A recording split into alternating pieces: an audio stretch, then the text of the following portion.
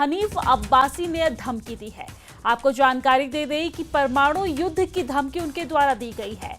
उन्होंने कहा है कि हमारे घोरी, शाहीन, गजनवी मिसाइल और 130 परमाणु बम प्रदर्शन के लिए नहीं है, वो केवल भारत के लिए है। पानी रोको और युद्ध के लिए तैयार रहो, हमारे हथियार तुम्हारे सामने हैं।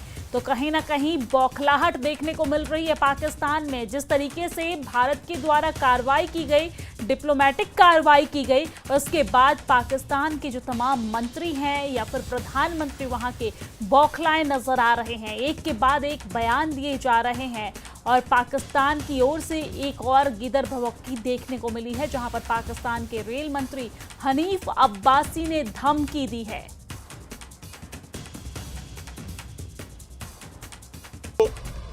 निशाना जो है वो हमारा जो है ये इंडस वाटर ट्रीटी निशाना है हमारा, और पहलगाम जो है वो बहाना है। निशाना जो है वो हमारा इंडस ट्रीटी है, जिसके ऊपर 2016 में मोदी ने बात की, 2019 में भी मोदी ने बात की, पाकिस्तान का पानी बंद करने की बात की। तो इसमें जो फिक्रा मैंने निकाला है कि इंडस वाटर ट्रीटी जो है वो निशाना है और पहलगाम जो है वो बहाना है।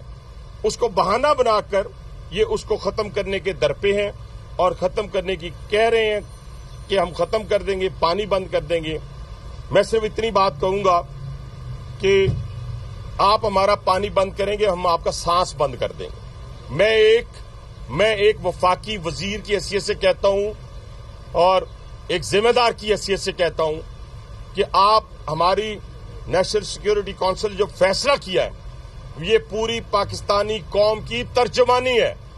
दिलेरी के साथ चीफ एग्जीक्यूटिव ने, कमांडर इन चीफ ने, मुसलमानों की, पाकिस्तानियों की, जिसमें सारे लोग शामिल हैं, जिसमें ईसाई भी हैं, हिंदू भी हैं, सिख भी हैं जो पाकिस्तान के अंदर रहते हैं, सबकी तर्जमानी की है। और उनकी तर्जमानी करते हुए मैं कह रहा हूं आपको, उन्होंने कह दिया ना कि अगर हमारा पानी बंद करेंगे तो फिर जंग के लिए तैयार हो जाएं। ये जो गोरी, शहीन, गजनवी, ये चौकों में सजाने के लिए नहीं हमने रखे हुए, ये हमने हिंदुस्तान के लिए रखे हैं बाबा। ये जो 130 एटॉमिक हमारे पास वेपन है वो हमने सिर्फ मॉडल बनाने के लिए नहीं रखे हुए, और आपको पता ही नहीं कि हमने पाकिस्तान के किस किस हिस्से में रखे हुए हैं। ये दुनिया भी जानती है, आप भी जानते हैं, वरना आप तो इतने मक्कार बनिए हैं कि अभी तक पाकिस्तान के ऊपर कई दफा हमलावर हो चुके होते। आपने बड़ी दफा कोशिश की, लेकिन जब आपको पता चला कि हमारे शाहीन जो है फिजाओं में आ गए हैं तो आप भाग गए। तो इसलिए मैं दोबारा दोहराने लगा हूं, ये जो बैलिस्टिक मिसाइल हैं, ये जो क्रूज मिसाइल हैं, ये जो शाहीन है, गौरी है, ये मैं फिर दोहराने लगा हूं, ये हमारे चौकों में नहीं है, ये हमारे बिल्कुल आप इनका रुख आपकी तरफ है और किसी की तरफ नहीं है। तो इसलिए ये सोचना भी ना कि आप पाकिस्तान की हदूद को क्रॉस करोगे। और इसी खबर पर ज्यादा बातचीत के लिए हमारे साथ रिटायर्ड ब्रिगेडियर विजय सागर धीमान जी जुड़ गए हैं। विजय सागर धीमान जी, सबसे पहला स्वागत है आपका। सर, पाकिस्तान की तरफ से जब भारत की तरफ से कार्रवाई की गई तो पाकिस्तान लगातार बौखलाता नजर आ रहा है। एक के बाद एक बयानों का दौर भी जारी है और अब रेल मंत्री ये कहते नजर आए पाकिस्तान के कि हमारे गौरी, शाहीन और गजनवी मिसाइल सिर्फ शोपीस में नहीं है, सिर्फ दिखावे के लिए नहीं है, ये भारत के लिए है। क्या कहेंगे आप इस पर? देखिए, मेरी पहली रिएक्शन तो ये है, मैं बोलूंगा शेख चिल्ली के हसीन सपने, पहली रिएक्शन ये है। और दूसरा मेरा ये बात है कि ये जो बयान रेलवे मंत्री ने दिया है, ये उन्होंने अपनी जो लोकल उनकी जो पॉपुलेशन है उसको एड्रेस किया है। उनको ये बताने की कोशिश की है कि भाई डरने की जरूरत नहीं है। मतलब हमें डर लग रहा है, इंडिया ने जो बोला है उसका बड़ा डिसाइसिव एक्शन होने वाला है और हमें डर लग रहा है, और डर को बचने के लिए हम कुछ बोल रहे हैं ताकि ये एक साइकोलॉजिकल इम्पैक्ट है कि जब आपको डर लगे तो आप सैबर रेटलिंग शुरू कर दीजिए। तो वो उन्होंने कर दी है। परंतु मैं यहाँ 2-3 चीजें उनके बयान में आपको बताना चाहूंगा। नंबर 1, उन्होंने बोला हमने तर्जुमानी की है हिंदुओं की, मुसलमानों, हिंदुओं की, सिखों की, ईसाइयों की। मुझे नहीं समझ आ रहा ये कौन सी माइनॉरिटीज पाकिस्तान में है और ये किसकी बात कर रहे हैं। एक बिल्कुल बेमानी बात कर रहे हैं, नंबर 1। दूसरा, वो बोल रहे हैं कि हमने रखे हुए 130 बम। और पता नहीं किसको कहाँ पे हैं। हिंदुस्तान पे बड़ी ट्राई कर ली पता करने की।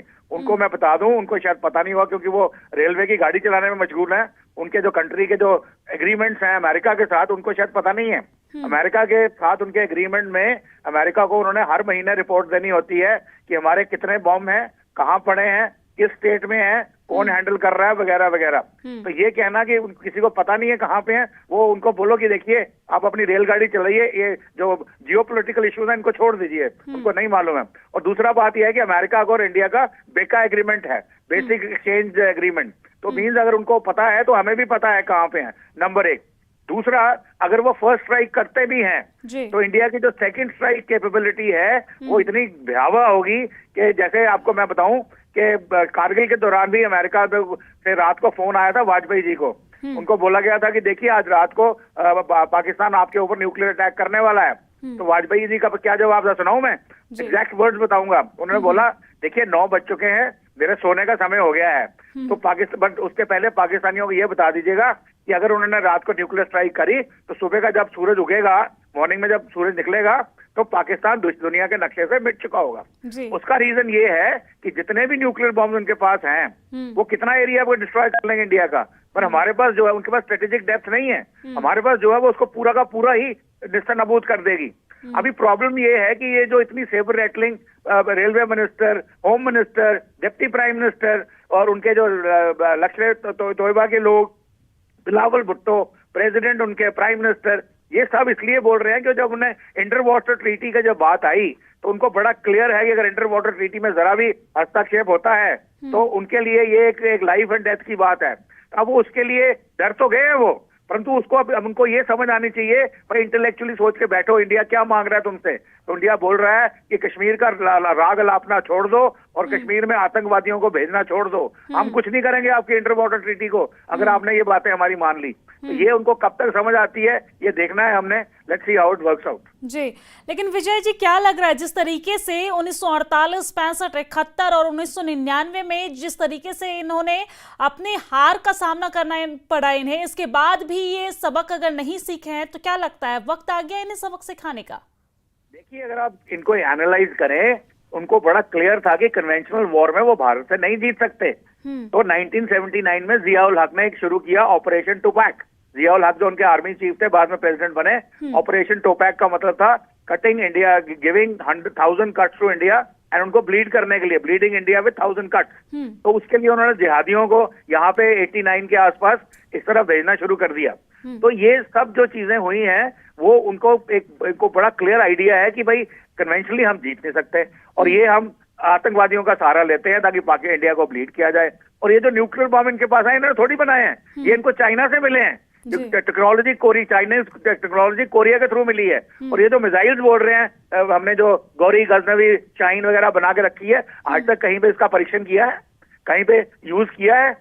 और हमारे पास, और अगर उनके पास मिसाइल टेक्नोलॉजी होती तो आज वो भी चांद पे पहुंचे होते। जो हमारी मिसाइल टेक्नोलॉजी है, जो लॉन्ग रेंज मिसाइल की टेक्नोलॉजी है, इंटरकॉन्टिनेंटल बैलिस्टिक मिसाइल की टेक्नोलॉजी है, सेम टेक्नोलॉजी आपके स्पेस में भी इस्तेमाल होती है। अगर इनके पास होती तो करते। तो इनके पास जो ये क्रेडिबल 130 बम और मिसाइलों की बात कर रहे हैं, ये टेस्टेड नहीं है।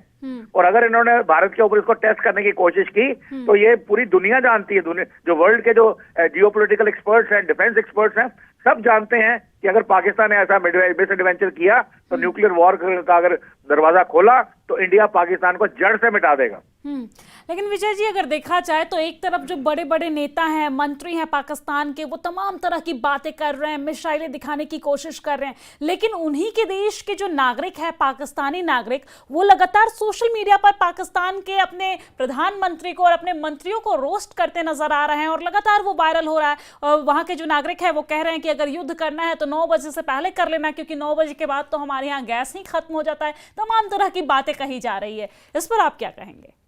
देखिए, बहुत सही है। मैं आपको बताऊं कि पाकिस्तान में हिस्ट्री है कि कोई भी व्यक्ति, चाहे वो सिविलियन है, फौजी है, कोई भी है, वो पाकिस्तान एस्टैब्लिशमेंट मतलब पाकिस्तानी आर्मी के अगेंस्ट नहीं बोल सकता।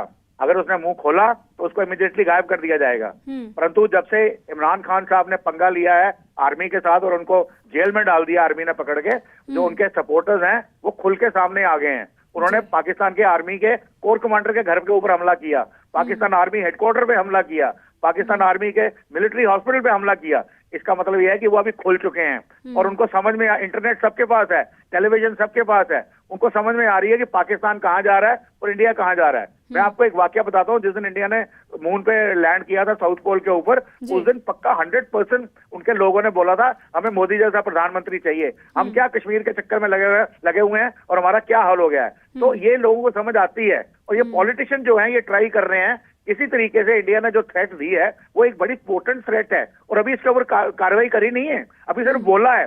बोलने से ही अगर उनके पैंट्स में पानी आ गया है और वो अपनी दुनिया को, अपनी पॉपुलेशन को ये समझा रहे हैं कि देखिए डरने की जरूरत नहीं है, हम भी तैयार है, मगर वो उनकी जो गीदड़ भपकियां जो भारत को दे रहे हैं वो उनके अपने लोग भी समझते हैं, उनके पाकिस्तानी लोग भी इंटेलेक्चुअल्स हैं और आप वो बोलना शुरू हो गए हैं तो आई एम श्योर उसमें जो गृह युद्ध की स्थिति आएगी, क्योंकि उनके पास ना खाने को रोटी है, ना पीने को पानी है और ना ही एनर्जी है। बिल्कुल, कहीं ना कहीं पूरी तरीके से कर्ज में डूबे हुए हैं, ना खाने को है, ना पीने को है और ना ही गैस की व्यवस्था है, ना ही लाइट की व्यवस्था है और यहाँ बात युद्ध की कर रहे हैं। बहुत धन्यवाद सर बातचीत के लिए।